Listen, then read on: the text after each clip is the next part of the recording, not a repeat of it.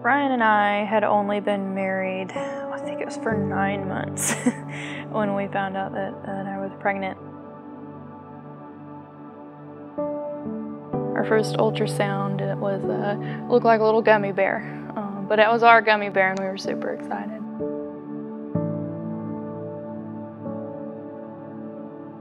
From that point on, it was just kind of waiting. Now, the fun thing about being pregnant at that time was Zach and Amy had started emailing me or Facebook messaging me, I think. You know, you want to go grab coffee, we're starting a church here, we'd love for you to be a part of it. And that actually started before I found out I was pregnant, and I was a little on the fence about it. I had been looking for a new church home, but was just hesitant about it. Hadn't had good experiences with the church in the past, and so I was a little jaded. But then when I found out I was pregnant with Aubry, I think it just changed my perspective on things. And the one thing that I did miss from having a church home was having a church family. You know, people to get together with, people you become great friends and family with. I missed that about the church. So when I found out I was pregnant, or when we found out we were pregnant, it became very important for me to find that again. And I felt like that was kind of a sign, if you will. Started going to the small groups, and I loved it. I was just happy to finally find a church home for myself and our baby.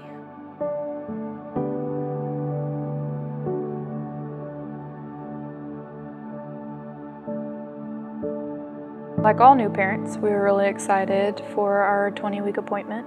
I was 19 and a half weeks at the time, but we were excited to find out what we were having. Was it a boy, was it a girl, or, you know, just to make sure that everything was okay, because that's the bigger picture behind these ultrasounds is everything okay? We were super excited when they told us it was a girl. Couldn't get over it, over the moon excited. But that all came to a screeching halt when they told us that there were some serious problems and that the baby had some pretty significant issues. From that point on, you know, one appointment led to the next, and I think 3 or 4 appointments later, we were given a diagnosis for Aubry and told us that she had trisomy 18, which is a fatal chromosomal disorder. It meant that we were never going to be able to take our little girl home.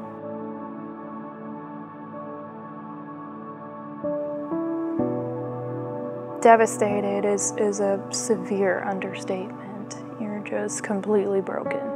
Didn't know that there was that level of brokenness. We just hurt all over. We decided that as long as she was going to fight, we were going to fight for her.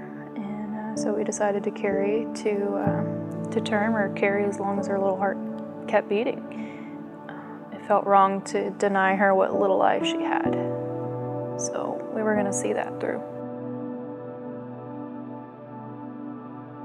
I remember when my tiny little church family found out everything, just a tremendous amount of support that came from them. It was such a small little group, but I've never felt so much love and support from people that, I mean, technically I'd only known for a few months. So again, I took that as a sign, and it just seemed like I was exactly where I was supposed to be in that moment in time, and I had found that church family that I so longed for.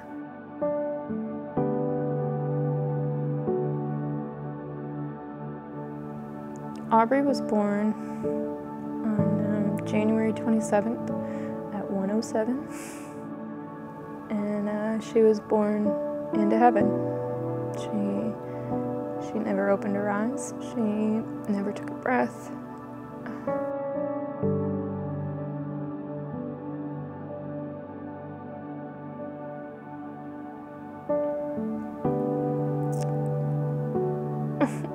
She was every bit her mama's looks, and I don't know if she would have even got to show us who she was at all, it would have been her daddy's spirit. But we didn't get to see that part.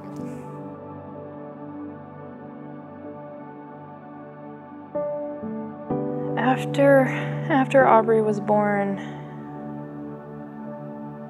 all I remember feeling was numb. And there was this numbness for a long time. People say that you're in shock for the first 2-3 months after you lose a child, and I can completely attest to that.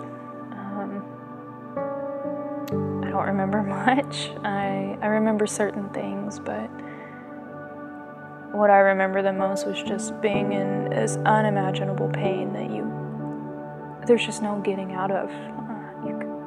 There was nothing that you could do. You couldn't go to the grocery store without, seeing a little girl and her mom, and it just totally bringing you down again.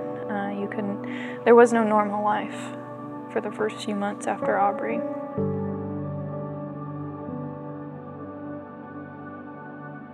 Coming out of that would have never been possible without my faith, or I guess my restored faith, because to get that way, you have to let go of your faith a little bit.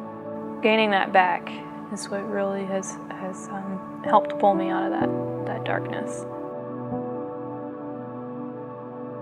I could tell you that everything is perfect now, and that all you have to do is pray and things will get better. But that's not true. It takes work every day. You have to want to see the good in this life once you lose a child. And we do. We work every day to see it. Trusting in God to steer you in the right direction when you feel like you have no control, because you don't. But allowing Him to do that and to place certain people in your life and putting certain things in your path to help you. That's the only thing that got me through any of that.